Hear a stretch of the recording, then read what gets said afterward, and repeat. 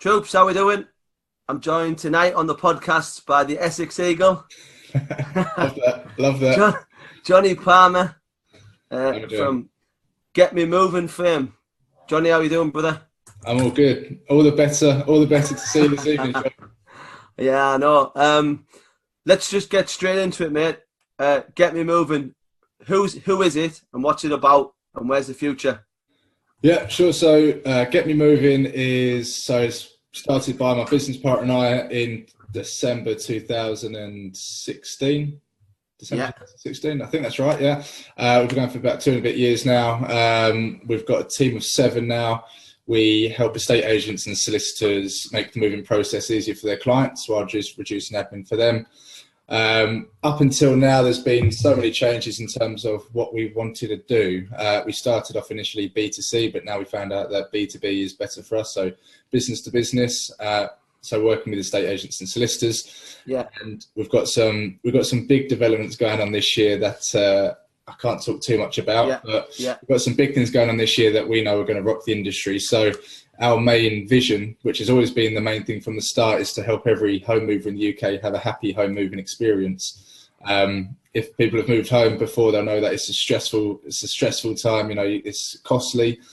So the idea is to be able to give control back to the person moving home and help them move home quicker. Awesome. How did it start, and how did you get from yourself and your business partner to a team of 7? That's good growth in a few years' time. Yeah. So we were both at an online estate agent called eMove, and we decided to bring the conveyancing side of it in-house to eMove.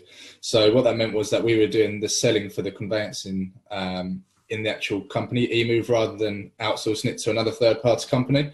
After about 7 days, we had increased revenue by 70%, and after 8 months, we were doing 20% of the company's revenue. So there was this national firm that we were doing 20% revenue for. So I remember there was this time in the lift, because we had to get a lift up to the office, and my business partner and I, we just looked at each other one day and just thought, do you know what, if we can do this for this company of such size, we should be able, we can do this ourselves. So that's when it started.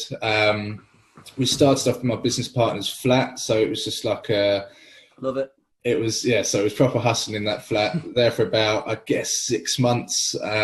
Started off really well, but after about 6 months, we lost all of our customers. So it was a big hit on us because we thought it was doing really, really well. And it got to this 6 month, and I was just like, shit, okay, well, we've lost everything. We've got to start back. But I'll be honest with you, John, that's when we grew the foundation so much stronger. Yeah. And ever since then, we're very visual people. So we know exactly what it is that we want. So we have our end goal in mind, and we basically have a list of the jobs and roles within that company, and what it would be like to have a company of that size with the people that need. And as we go on, as we're able to fill out them roles, we can start delegating the jobs that need to be done and allow us to focus on what we're best at. I think that the thing that we've realised is that just stick to your strengths. There's no point trying to go against the grain. Stick to what you're good at. And that's worked out until now. No, that's a fair play, and I think a lot of people like the idea of being an entrepreneur, and they quite like to say these words. I hear it all the time now as well, like, oh, I've got a business. I'm like, oh, really? Tell me about it. Oh, well, I've got a Facebook page. Yeah, that's not having a business, mate. You know what I mean? Like, that's just a great story that you tell your friends. That's not a business. Like, you've got to be in the game, haven't you? Yeah, absolutely. I do. I have so much respect for people who have started up and are running a business, because I went into it quite naive and I didn't really understand what I guess would be involved. I just, like you just said, I just thought it'd be quite a cool thing to be an entrepreneur, start a business. And it hit home after the first month. You're like, shit, I've got to get my arse in gear. This is, it's me or no one else. You can't rely on anyone else, which is why I'm actually quite glad to have my business partner as well, because we can bounce off each other. But yeah, it's all or nothing, which is why I every single business owner that I meet, I have a lot of respect for. Yeah, you've got to be hungry, haven't you? In fact, you haven't just got to be hungry; you've got to be starving. And that's the word I use now when people say to me, "It's relentless." I say, "No, it ain't relentless, man. I'm starving, and until I'm full, I'm not going to stop, and even then I'll still keep going. But no, I respect that. I respect the fact that you lost that on 6 months and then you had to sort of go again. Where is your office? You said you have 7 people working for you. What sort of roles do they do? So we're based in Chelmsford. So I'm based in Chelmsford in Essex. Our office is in Margaretton. It's a lovely converted farm area. Nice. So the drive to work is awesome. We've got the seven of us. Obviously, my business partner and I. We're working on the business, running the business. We have a sales team that with us. Ollie, who's another partner in the company. He runs up the sales team. Is the best salesperson I know. Which is again, we're hiring into these roles the people who are the best at what they do. So Ollie's, is the best salesman, and so he's running up that team, and we're now working on the marketing team. So that's all within that office, and we're now, as of next month, we'll have another 2 BDMs, so business development managers, to hit up more clients for us, which is why we've now got a couple of bases in London, in Bank and Moorgate, where trying to get involved more, I guess, into the London market to try and sort of grow in that area as well. What's it looking like property-wise down your neck of the woods? Is it quite expensive to rent and to buy? What sort of money are people paying? Yeah, absolutely. I mean, where I am, I guess it completely depends. In London, you're talking millions for like a 2-bed. It's crazy. Yeah. Down by me, again, it's really expensive. I mean, it's crazy when people say what you can get here for 300,000. Yeah. Is pretty. You can probably get like a 1 or 2 bed flat, but 300,000 up north way around you. Yeah. You buy half my estate for 300,000. That's no joke. But obviously, Essex and the commute to London's not that bad, is it? So I take it people choose the Essex lifestyle, but still work in the city. So it sort of fits the trends, doesn't it? And obviously, with certain TV programs and people pretending to be rock stars, it's all good for you because it makes the area lift, doesn't it? People want to, I'm not mad at people for what they want to do. If that's the life they want to live, it's you just play at the advantage. If that show probably's raised the area and people thought, oh wow, let's go there and let's live there. And obviously, the more richer people and the more well-off people go into an area, then the area value rises, doesn't it? So that's it. You just play this to the market's given. That's it, exactly. I'll tell you what. Let's just touch on that. What do you think of that show? And the Only Way is Essex? Yeah. And how sort of true to life is it? And do you know anyone that's on it or anyone that's been on it? I know people that are on it. I mean, I don't know them as in my best mates. I'll talk like this. I know people that are on it. The way that they live it's not an exact replica of how life is like, but it is very, very, very, very close. There's the way. I mean, I'm not going to say anything bad about it because don't. I think it's a good show, man. Yeah, but I mean, I think that people get a bit of a misconception about, because I think that some of the people that are on that show come out to be a bit, I guess, dumb. But I mean, honestly, I think a lot of us, or I say us, generalize. We play to our strengths, because it is seen like that. Obviously, you're playing a role, I guess, of what an Essex person's like, and that can actually be quite helpful. But I'm looking to set something up with a friend of mine where we're trying to make use of that coverage in where we are in Brentford. Absolutely. In a business sense as well, because obviously there's a lot of people want to see about it and watch it. So absolutely. A business plan to try and take some of that and maybe turn it on its head a little bit.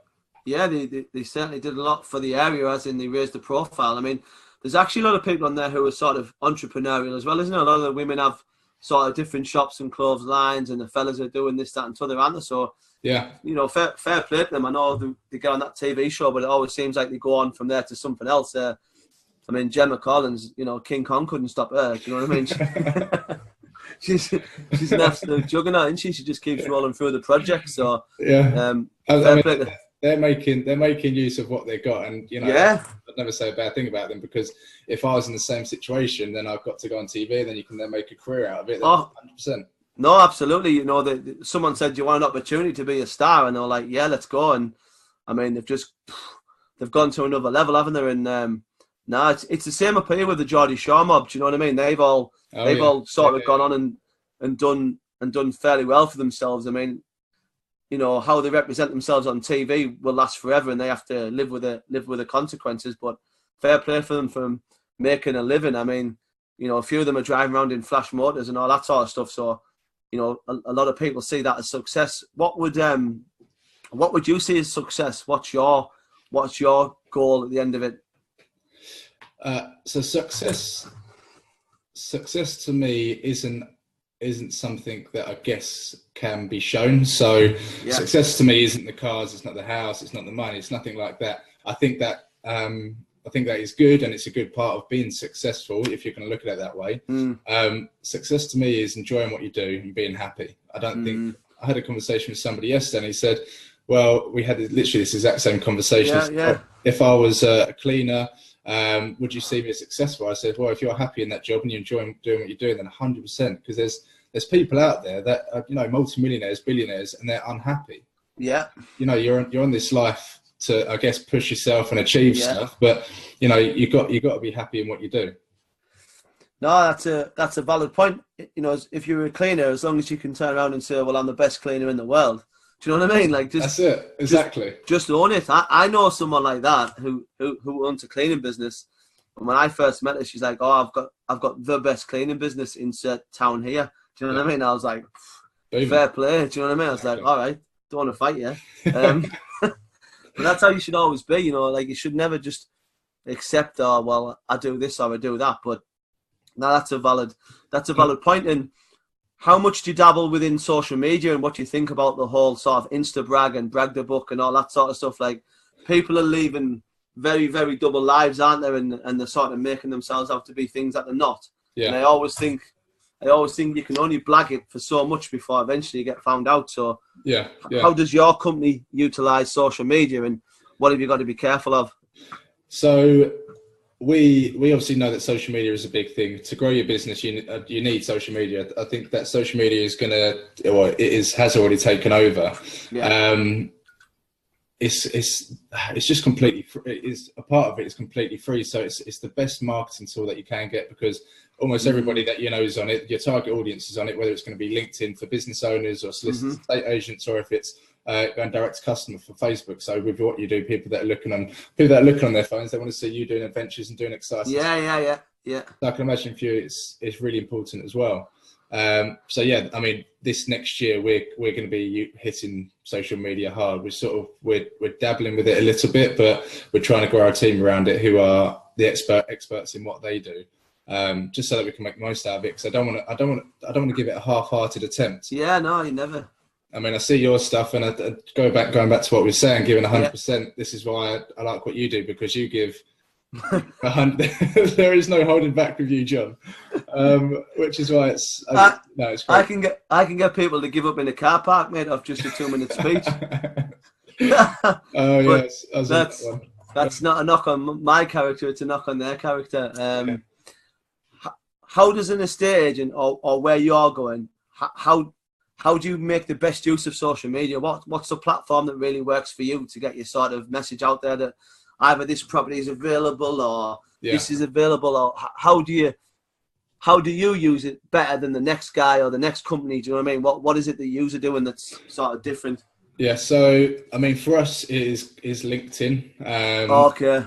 I mean, most of our clients are on LinkedIn. It's not really, we don't really get much business from Facebook and Instagram, but it's good to be able to, I guess, keep other people updated, because somebody who might know an estate agent might be on Facebook and they might recommend them. So I might go down that route. But LinkedIn's it's a big one for us, and there's not much of our competition that are using it, I guess, to its best of its abilities.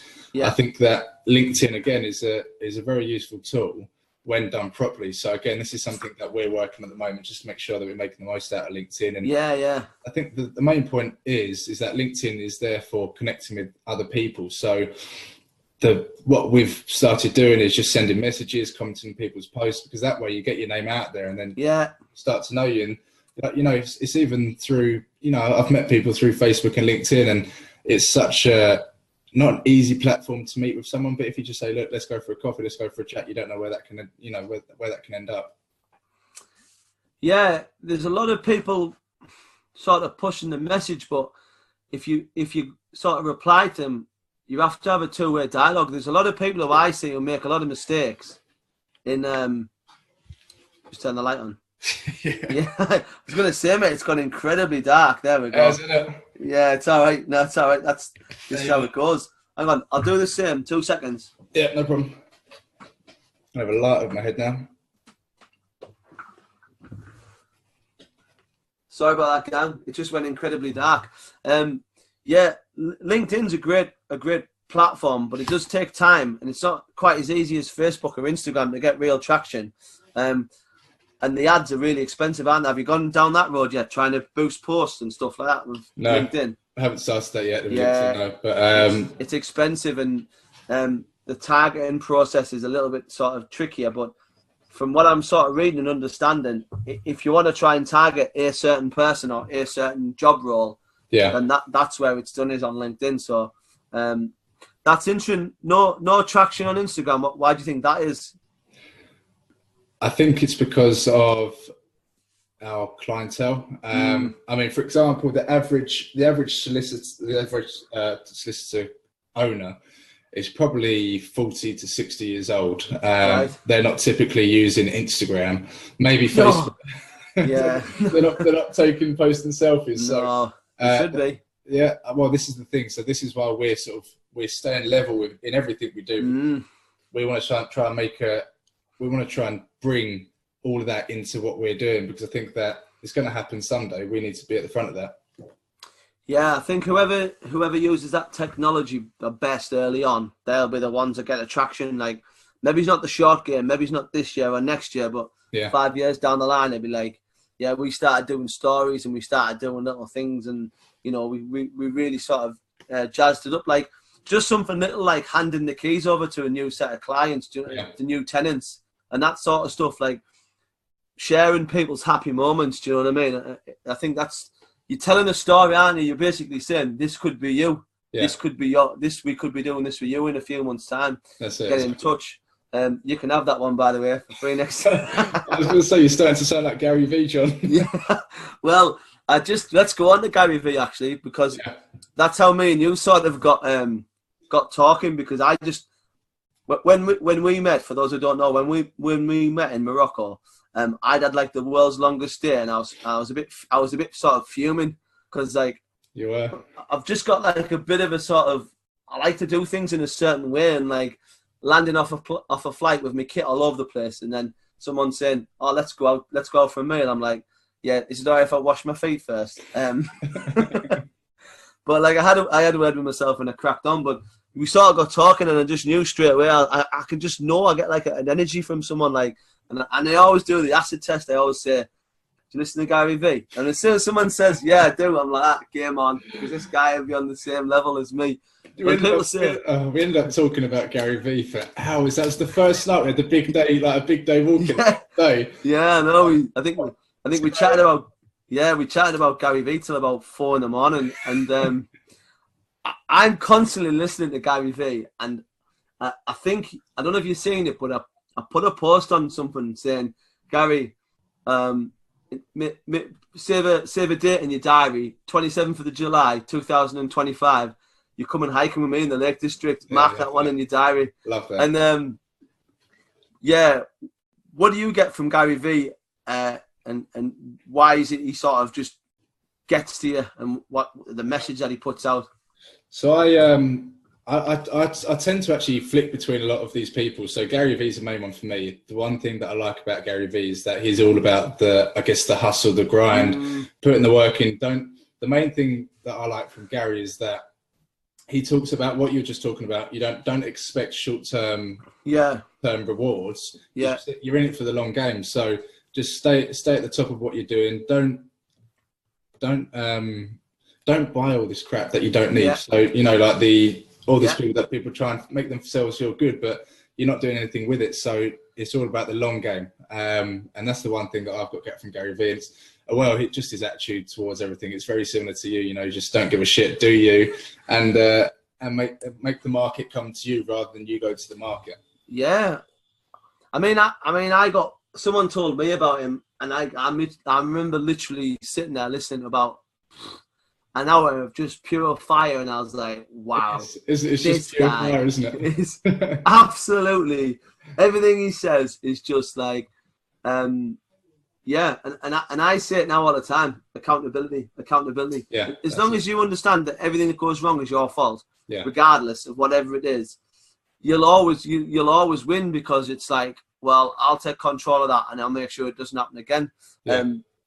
But yeah, no, he's great. Who else do you sort of listen to when you're listening to other people? Let's give them a whirl. So it's Gary V, a guy called Grant Cardone. He offers I don't know if you've heard of him, but he offers such a good perspective on everything, because he is he's not the opposite to Gary V, but he also says, very similar to you, just give it your all, don't give a fuck about anyone else. Yeah. And he's just, because he's into real estate, and this American guy has got a great personality, and he's just all about just do you, like, you don't need to worry about, and just, so does this thing called 10x, where basically you go in hard, and it's like you get 10 times the results. And so here's another good one. He's good. A guy called, well, I think I mentioned David Goggins to you before. Yeah.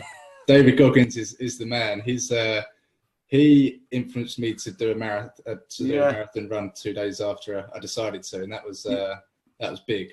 So David Goggins, who else do I listen to? I read. I do a lot of reading, so stuff like a guy like Brian Tracy and Jim Rohn.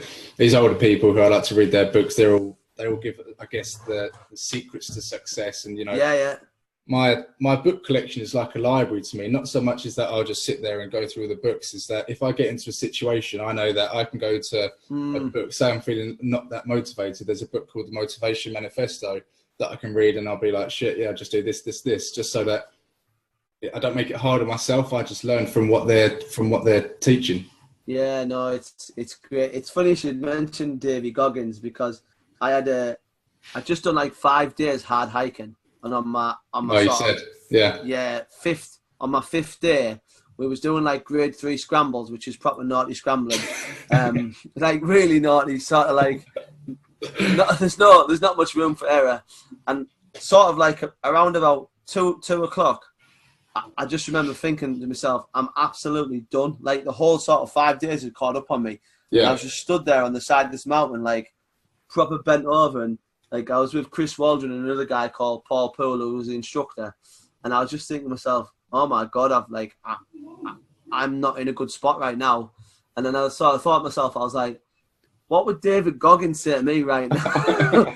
And I remember saying to myself, like, he'd have said, like, John, what's the matter? Dave, I'm tired. Don't care, get on with it. Get the fuck up. Go on. Yeah, great story, John. Like, and I just sort of had a word with myself, and he's like, I was thinking to myself, yeah, but I'd say, yeah, but Dave, I've done 5.5 days, man. Yeah, great story, John, but we're not finished yet, are we? It's time to go. And I was quiet for about 10 minutes, and then I was like, right, he's right. What am I doing here? I'm bullshitting. I'm the eagle. I can't be going on like this. And I just pulled it out the bag. And, it's all right to go to a place where you think, I'm done, I'm finished. Yeah. But, again, I found another 10, 15% to smash on. And it's probably what all these people teach about sort of mindset. Because, again, there's a lot of people out there, for me, they're faking it. And I see it all the time. And I'm like, oh, I'm itching to meet you on the hills, because I will absolutely terrorize you back to the dinosaur age. CrossFit challenge. Yeah, well, yeah. It's time to get on with the show. But yeah, what is there anyone who you don't like, or you think I'm not so keen, or I'm not asking you to put anyone on the spot, but what is it? No. What puts you off people in business? Like what puts you off them?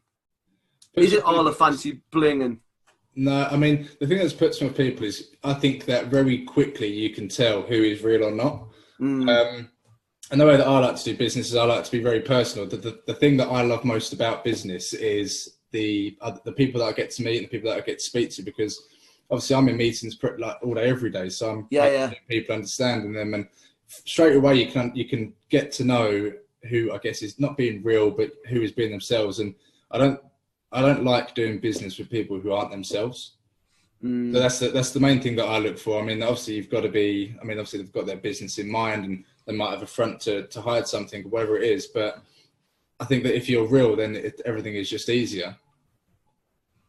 Yeah, well, there's a few people playing the game, isn't there? And I think once you sort of get past the game a little bit, you tend to find out who's who. Like, definitely. Yeah, and I mean, that's why I asked you quite a lot about the stuff that you do, and you say I wouldn't. Is it that you say I wouldn't advertise it? I wouldn't do it if I wouldn't do it myself. What's the saying that you got?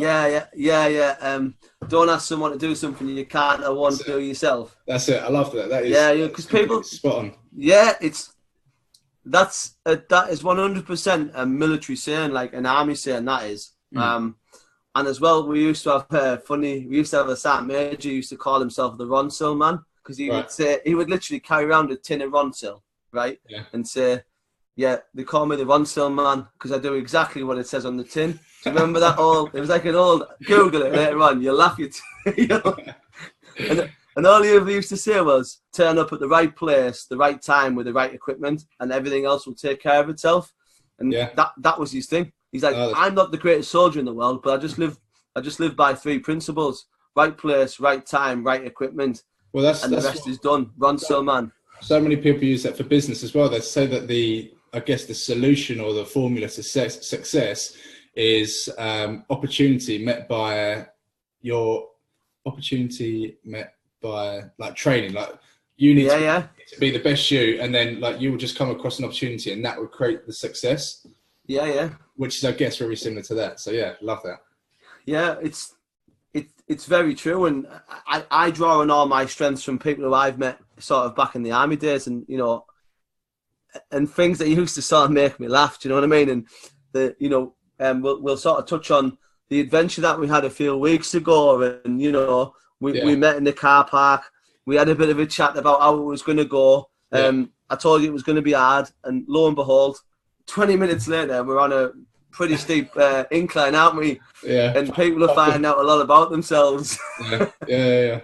That was a good one. But predominantly, it's worth it now. For me, I can't give it the big time spiel about going hard and going up mountains and then meet you in the car park, and then I'm struggling at the back hanging out. Do you know what I mean? Because you'd be like, wow, what a disappointment. But personal pride and personal sort of the way I am, I'd never let that happen. But it's important. So moving away from business, personal wise, what sort of things are your hobbies? What do you enjoy doing? What when you put away from the office and the suit's off, what do you enjoy doing? Well, it's not a hard one, but because I do spend so much time with on the business, with the business, it's the time that I spend away.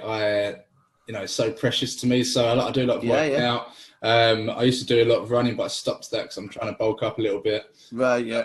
But I guess the main thing that I enjoyed most is being in the mountains. I don't think. Yeah. I mean, you can't put me anywhere else in the world that I'd be happier than I would be in the mountains. I think there is just something about it that is just, it's crazy. And I'm so jealous that you get to do it. Like, you get to do it almost every day. You're right. I think one of the reasons why people like the mountains is because it makes you accountable. You know what I mean? Like, our trip to Morocco with Connor, Atlas Mountaineering, was for me, it was a great trip. But we had all the right conditions. We had great people. We had awful environment, and we had great mountains. Yeah. Would I want that mountain refuge to be like 5-star, 5G, lovely food? Not really, because you don't come away with it with the same stories, laughing and joking. Do you know what I mean? Like the tagine, yeah. Tagine gate and sort of 15. Do you remember that room that we stayed in? Like 15 people on one mattress next to the toilet. Next to the toilet with the guys arguing downstairs, and you tell them to shut up. Yeah, that was. I had about just as enough as I was going to take with that. Yeah, having a full-on argument about 11 o'clock, and I was like, yeah, okay, that's me then. But it was funny. It was funny. I remember Mari, like, I don't know. Obviously, blokes were a little bit different, but she's on that what, 20? I've never seen a mattress where you can sleep 20 people. The worst thing was you looked under the beds and they'd definitely not been cleaned for at least. Oh, horrible, absolutely horrible. I don't know how people didn't come away with like any sort of diseases or nothing, because it was just rank, and yeah, it was funny, like all the people in that room and that, like, and it was fairly cold as well, wasn't it, on the night time? But yeah. I don't know, it was it was funny. Nowhere to go, no Wi-Fi. Yeah. You know, one shower with about half a bucket's worth of hot water for like 300 people.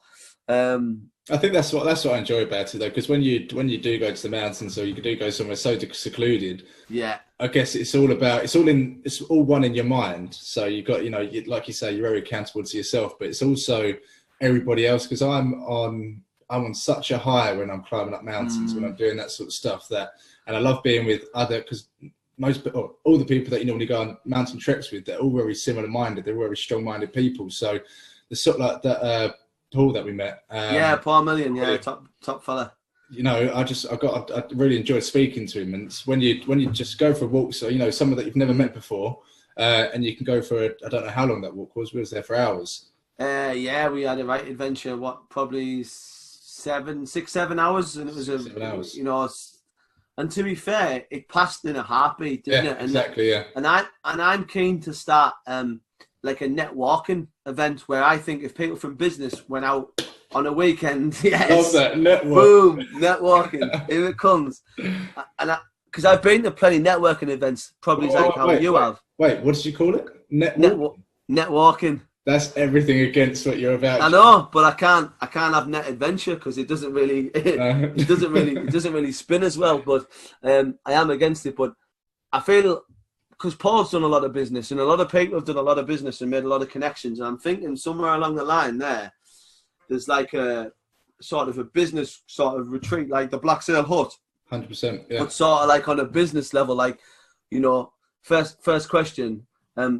Do you have a business Facebook page? Yes. Do you class yourself as an entrepreneur? No. Right. Are you a limited company? Yes. Well, okay, you can buy a ticket. Do you know what I mean? What do you sell? Oh, I sell bracelets. Yeah, no, that's not what that's not what we're doing here. But what if they're the best bracelet producer? Well, as long as they're sort of in the sort of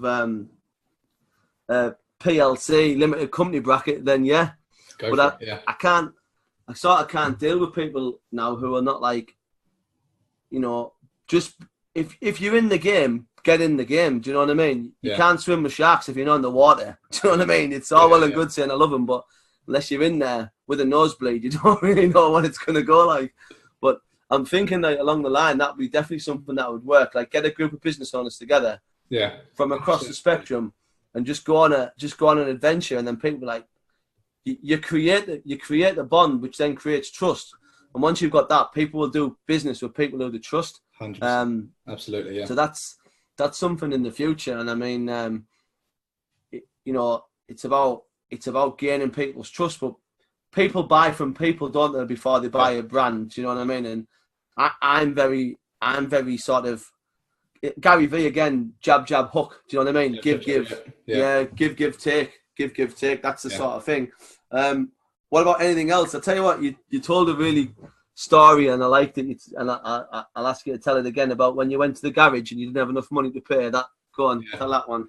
So that was after the 6 months when we done well. Then it all sort of fell down. Obviously, I needed to earn money, so I was working in a pub in the evenings, then working at Get Me Moving during the days. So wow, I was working hard, and when you're in that, it was fucking hard, and that mindset where it was just constant, where it's work. Yeah. But it's not too bad when you've got that end goal in sight. Yeah. But still, it was tough. It was tough on my body. I'd finish work at 6, and I'd have the work till 7. Probably finish at 1 o'clock. To go back, wake up at 6. So it was a bit rough. But so I used to earn a lot of my money through tips from people. So I had to try and be as nice as possible to people to get the tips. Yeah. And there was this one time that I had this tip money, and I had to go to the petrol station to fill up my car. Yeah. I had honestly 10p's, 20p's. I think I must have had about £5 and change. Right. I got to the guy. I went to pay it, and then counted out all this change, honestly, given it, and that wasn't good within itself. Just counting out the pennies. Yeah, no. And then I was 5p short, and I just fuck. I thought I counted. So anyway, so I had to drive. He didn't let me off, so I had to go drive all the way back to my house to then get the 5p, to then come all the way back to the petrol station to then pay for the petrol. So yeah, it was a tough time, but I think that it's tough times like that just make you, one, appreciate what you got, and two, push for the best that you can get. Wow, I mean, if anyone's after like a humbling story, do you know what I mean? Wherever, after you left, me and Paul Million sort of spoke, and Paul spoke very highly of you, and he's like, yeah, that lad in a few years' time, man, he'll be the guy. Do you know what I mean? Paul was like, absolutely no doubt about it. Whatever his aspirations are and whatever he's trying to achieve, that'll be the guy. And I was like, yeah, absolutely agree. Yeah. No, 100%, mate. But it's a story like that, like a humbling story, eventually wherever you end up, and whatever we had a quick talk about cars and stuff, and whatever you end up getting and end up driving, just please make sure you go back to that garage and just like make sure it costs about 300 quid to fill the car, fill the car up, and then go back in with a jar and make sure it's 5p short as well. And say, I'll go even bigger. I'm gonna buy the petrol station. Just buy the petrol station, and yeah, it's a proper humbling story, and I just thought, do you know what I mean? Unless you've got a story like that, unless something's happening to you, I think, okay, I get it. Like, sometimes people just see like the nice suits, well presented, a nice car, and all the rest of it that comes with that sort of stuff, and they just think, but it was just given. But it was just, I bet he hasn't done anything for it. I bet his mum and dad's rich, or I bet whatever. But yeah, people sort of don't, when I see someone driving a nice car, I think, wonder what he does for a living. Yeah. I wonder how many 15, 16, 17 hour days he's put in. Like, exactly what I think. I love that. I sometimes, it was last week, I was driving the trucks, and I was coming up the A1, and there was a guy in the petrol station with a Ferrari, like a black Ferrari, and it was stunning. And I was sort of getting accosted, and I was looking at it, and then like by accident he was sort of like stood near me, and I was just like, "Is that your car, mate?" And he went, "Yeah." I was like, "It's mint that, mate. Well done." Yeah. Do you know what I mean? Like, that's all I said. Yeah. Well done. No envy, no jealousy. Just like maximum respect, mate. Absolutely. Just a pure thing of beauty, and obviously the guy's, he's like a dog with two dicks, and he's driving a Ferrari, for God's sake. So he knows that he's doing well. How does all this working hard, building the business, 2 jobs, how does it affect your sort of personal life, family life? You're not married, are you? So no, not married. What about social life and all that? How's that played into it? I mean, for me, my social life's completely changed. I used to, like what you see on Anyways, Essex and stuff, like all these lads going around, when I was younger, I used to be like that. Yeah. Until I had the business, and I started just to appreciate money, my time, everything so much more. So I don't really go out. I don't go out anymore, so I don't go out drinking. Yeah. When I do, or if I do have a drink, it would be to celebrate a special occasion, something like that. So I like to spend my time doing stuff more active. So again, exercise, going to the mountains, just connecting with people, going for a coffee and talking to people. I don't get anything from going out and getting on the piss, getting smashed. I don't get anything from that. That doesn't do anything for me. So I've started to do stuff that I actually enjoy myself. So like the walking, not the walking, the adventures. Yeah, adventures, aye. Sorry. It's all right. And I'm trying to push myself and challenge myself in other areas of my life, because I think that obviously working in the business is a constant challenge, but it's good to challenge yourself, I guess, outside of that area as well. So I want to do stuff like Ironmans and marathons, and I don't think I'll ever stop wanting to do stuff like that, because I love a challenge. There's a 100,000 step challenge coming at the end in the middle of September. Yeah, I know that, and I expect to see you on it. I'll just tell you this quick one. I was at a networking meeting last week, and it was one that Paul Million set up. Yeah. And there's a lad there, 19-year-old, right? And he owned 3 houses. And I was having a chat with him. I was like, wow. I was like, he's like, yeah, I'm looking, like, basically we had to do like a bit of an intro into ourselves, what we were there for, what we wanted to get out for him. He's like, yeah, I'm looking for investment. I've got 3 houses, blah, blah, blah. By the time I'm 21, I'd like to have 10 houses. By the time I'm 30, I'd like to have 60 houses. And I was just like that. 19 years old. Yeah. He's at a networking meeting at 8:30 on a Friday night looking for investment to buy houses. And I had a chat with him. And he's like, yeah, the only problem is with, you know, with all this sort of work I do, my grades have, my school grades have took a bit of a downturn, and the teachers are like, I was like, don't worry about school, mate. Yeah, I was like, why do you need school? You ain't going to need school, mate. You don't need maths. You're doing all the calculations for your property. I mean, that's all you really need. So just do what you do. That's amazing. Yeah. Love that. And I was just like, don't worry about school, mate. School fails entrepreneurs. I was like, you'll be another level, mate. I said, and congratulations to you, because 19-year-old in a networking meeting on a Friday night, I was like, I said to him, I can't wait to read your book in a few years' time. Yeah. And he's like, oh, thanks very much. Yeah, but proper, like, just hungry, just chasing all these guys and women around the room saying, oh yeah, I've got, this is my plan. This, and like the guy, you know, I was just like, God, where was I at 19? Like, I was in the army, so it didn't really matter. But you know, that's real hunger. That, you know, not out drinking, not out chasing women, whatever the lad's doing. He was certainly dialed in. He's hustling. He's hustling. Gary V 101. I was like, Gary V, I'd love this guy. He'd be like, yes, yes. Sell your car, get more capital. Jonny, this is going to bring us on nicely because we're doing really well here with the time-wise. Yeah. We're going to, as we always do, we sort of wind down now to the end of the show with 5 whats. Yeah. So, the first one, what's the greatest advice you've been given? So I had to have a think about this one, and I think that the best advice that I've ever been given is just to do. I found it hard to word it. Just to do something. Don't think about it too much. So that they say ready, fire, aim. So you get yourself ready, then just do it. And then when you're done it, that's when you can start working things out. Because I think that one of the biggest things that you can do is procrastinate or not do something. And I'd rather live a life where I say, oh yeah, that was a mistake or a failure, because I wouldn't see it as a failure. I'd see it as a learning curve. And I wouldn't want to look back and think, oh, I didn't do that. I wonder where that would have gone. I'd rather have just done it and found it rather than kept it in my brain and kept thinking about what it's done. So it would be just take action. Just do it. Yeah, I agree with you, mate. I was bullshitting about starting a podcast from about January last year. This year. And it was like, oh, well, do you need this and do you need that? And then I thought, what am I doing here? Just start it. Yeah. And whatever goes wrong, just deal with it and improve it week on week. So yeah, here we are with that. Okay, second, what's on your bucket list, either business or personal? So business will be, so we've got a 5-year plan for business. Obviously shouldn't go into too much detail. We have the vision is to help every home mover in the UK have a happy home moving experience. So that's the goal for the business. There'll be a number of different avenues that will go down to achieve that.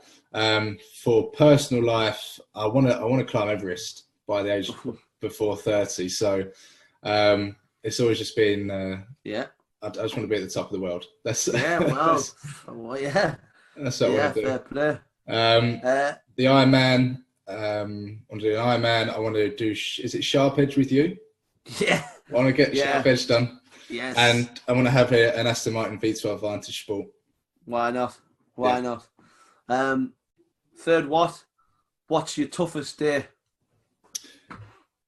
See, again, this is a hard one. The toughest day would be the day when I had to go to the petrol station and I was 5p less. That was. I wouldn't say. I guess that was just a day. That was a long time when I was working at the pub. Yeah.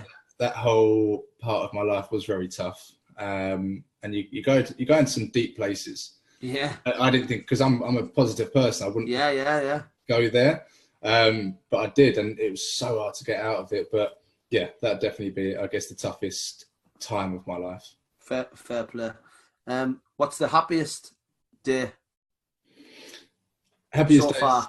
So I know. Well, this is the thing. I think I've got so much more to come. I think the happiest time, I guess, is, again, I can't put it down at John, because I think every day is just the best day. However, it would be if it would be in the mountains. So Tukul. Yeah. Recently went to, well, over Christmas. I was in Ethiopia, and it's just it's just eye opening. It's in the mountains, or driving fast cars. When I'm in a fast car, I just you can't beat it. Yeah, no, fair play. So number 5, what's next for business and personal? So business, there's a 5-year plan. We would hope we'd be looking to exit the company in about 5 years. So we'll see how things go. When we exit and when we get, I guess, what we're looking for, that will give me a lot more options to do what I want to do. So I want to travel. My goal is to travel the world and explore the world and drive fast cars. That is that's my end goal. And what I'll do is, when we get what we get from the company, I'll then just look to invest all of it. And then I want to then set the foundations for myself to then be able to do what I want in life. So I don't know what that is yet, but I know that I'll have the foundations to do what I want. Nah, brilliant, mate. Johnny, that's it, mate. We've absolutely blasted through this, and I hope there's some people who listen to this who we don't know, who we both don't know, who maybe is a little bit lost and think, do you know what? I've had my petrol station moment. Do you know what I mean? Let's call it that from now on. Let's call it the petrol station moment, because it's very, very honest, and that's what we need. We need more of it. Where can people find your business, social media, and then I can add it to that Facebook page? Yeah, so business social media. I mean, business is the company's Get Me Moving. You can search Get Me Moving on Facebook, LinkedIn, Twitter, and Instagram. My personal one is Jonathan R. Palmer on Instagram, and just Jonny Plamer on Facebook. I don't really use anything else. I don't use Snapchat too often, or Twitter. So yeah, that's where you find us. Oh, can I quickly say one thing? Yeah. We're shortly going to be doing, I said about the Sinclair C5, where we're going to be driving from the top of the UK to the bottom of the UK. Yeah. Just keep your eyes out. If you drop me a message, because I'll be coming all the way through. Yeah, no, that's great, mate. Johnny, been an absolute pleasure, mate. Thanks very much for speaking to us. What I'll do is I'll get it all sorted, and I'll send you all the links tomorrow so you can get it shared out, and we'll just spread the word, man. If you want it, you've got to chase it, and if you can't chase it, find a way to get after it, and if you can't get after it, find a way to trap it, and if you can't trap it, just keep on going, because eventually it'll tire before you tire, and that's just how it is. That's how it is, man. Brilliant, mate. Thanks very much. Thanks for your time. Appreciate it, mate. Cheers, mate. Buddy. Bye-bye.